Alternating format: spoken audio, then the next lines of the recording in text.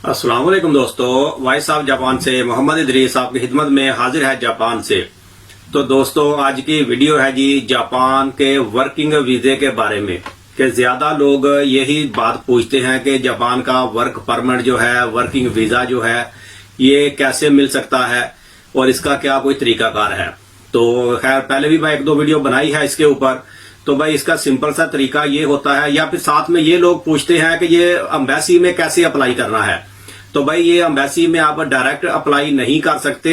ये जो जापान का वर्किंग वीजा होता है जिसे ये जापान से ही निकलेगा और इसको बोलते हैं COE बोलते हैं, सर्टिफिकेट ऑफ एलिजिबिलिटी।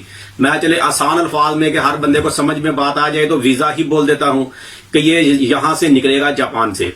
तो यहां से जब ये निकलेगा तो फिर पाकिस्तान में या अपनी कंट्री जहां से भी बंदे ने आना हो तो वहां पर वो लेटर जो होगा वो एलिजिबिलिटी वो वहां पर जाएगी और फिर एम्बेसी में जो जापान की एम्बेसी है वहां पर वो जमा करवाएंगे पासपोर्ट के साथ।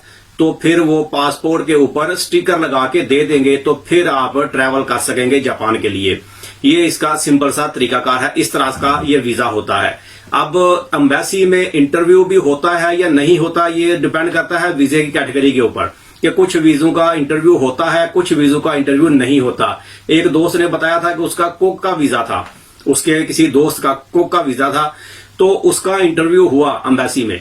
तो उन्होंने उसको ऐसे ही, यानी कि वो खाने पकाने का जाहिर सी बात है कि वीजा था उसका कुक का, होटल का, रेस्टोरेंट का। तो उससे उन्होंने कुछ रेसिपी पूछी, मिसाल के तौर पे समझिए बिरयानी बनानी है तो ये कैसे बनाते हैं, सबसे पहले क्या चीज डालनी है, प्याज वगैरह लाल करना है, टमाटर या गोश्त या जो भी चीजें डालनी है, इस किस्म का उन्होंने कुछ उससे पूछा।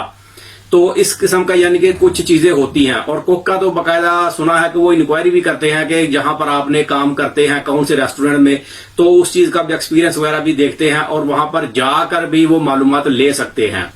ये चीजें होती हैं। और बाकी अगर नॉर्मल जो कंपनी का वीजा हो, जैसे यहाँ पर हमारे पाकिस्तानी काफी है जो गाड़ियों का काम करते हैं, स्क्रैप का काम है या फिर गाड़ियां लेते बेचते हैं, शोरूम वगैरह बनाए हैं, तो वो भी वीजा निकाल सकते हैं, सारे डॉक्यूमेंट क्लियर हो। टैक्स वगैरह तो खैर नॉर्मली सब बंदों के क्लियर ही होते हैं यहाँ पर।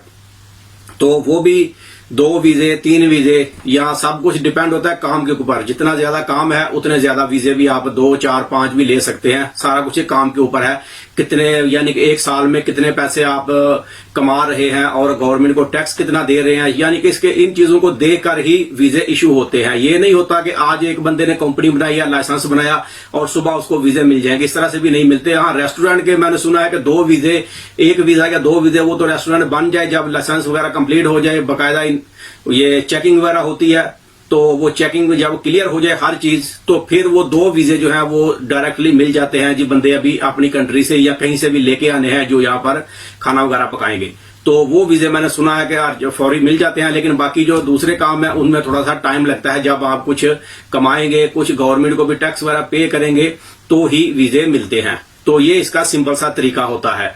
तो भाई ये वर्किंग वीजा जो है ये जापान से ही निकलेगा, जापान से ही कोई बंदा देगा तो ही वीजा निकलेगा। आप डायरेक्ट एम्बेसी में जाके ये वीजा अप्लाई नहीं कर सकते और ना ही ये वीजा होता है। क्योंकि कुछ लोग बोलते हैं जी डायरेक्ट एम्बेसी में ये वीजा अप्लाई कर दें, तो डायरेक्ट कैसे आप अप्लाई करेंगे? ये यहां से निकलेगा तो वहां पर आपको भेजा जाएगा, तो फिर आप जहां पर भी हैं, मिसाल के तौर पे कोई बंदा दुबई में रहता है, चाहे किसी भी कंट्री का हो, तो यहां से वीजा निकलेगा तो उसको दुबई में भेज दें, वो दुबई में जाके जो जापान की एम्बेसी है वहां पर लगवा लेगा, या कोई पाकिस्तान में, या तो पाकिस्तान की एम्बेसी, पाकिस्तान में जो जापान की एम्बेसी है इस्लामाबाद में या कराची में भी काउंसलेट है, वहां पर भी जाके जमा करवा सकते हैं। या इसी तरह इंडिया, बांग्लादेश, जहां पर भी बंदा हो जिस कंट्री का भी, तो वहां पर वो वीजा उसको पासपोर्ट के ऊपर लगवाना पड़ेगा। जब पासपोर्ट पे लगेगा तो फिर आप ट्रैवल कर सकते हैं। फिर जब जापान पहुंचेंगे तो यहां पर भी यार इंटरव्यू वगैरह होता नहीं है फिर वर्किंग वीजे का।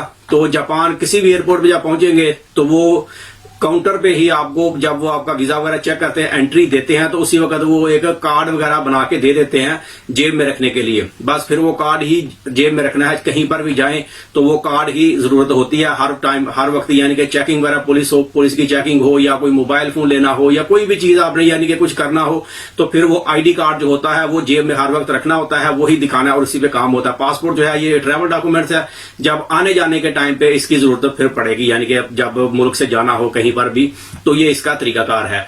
तो मैं इसीलिए बार बार यही बात बताता हूं भाई, वर्किंग वीजा जो है ये जापान से मिलता है और कुछ शोबे इसमें होते हैं कि जिसमें लैंग्वेज की भी रिक्वायरमेंट होती है कि बंदे को जुबान भी थोड़ी बहुत आनी चाहिए, और कुछ चीजों में उसको जुबान ना भी आए तो भी काम चलता है।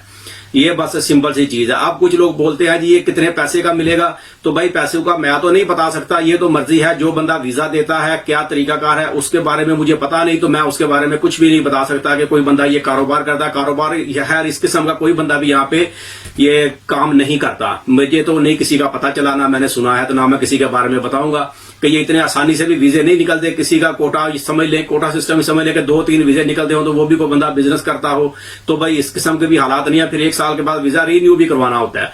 ये भी याद रखेंगे, वीजा 1 साल का निकलेगा तो 1 साल के बाद उसको रीन्यू भी करवाना है। ये चीजें होती हैं। तो ये बस इसके बारे में यही इंफॉर्मेशन थी मेरे पास। अगर मजीद किसी दोस्त से कोई पूछना हो तो मेरा फेसबुक पेज है वॉइस ऑफ जापान के नाम पे, वहां पर मेरा व्हाट्सएप का नंबर ऐड है, तो आप मुझे मैसेज करके पूछ सकते हैं। जो मुझे मालूम होगा मैं इंशाल्लाह आपको बता दूंगा। तो ये वीडियो यहीं तक थी। वीडियो अच्छी लगे तो इसे लाइक कर दें। मिलते हैं किसी अगली वीडियो में, तब तक अपना बहुत ख्याल रखें। पाकिस्तान जिंदाबाद।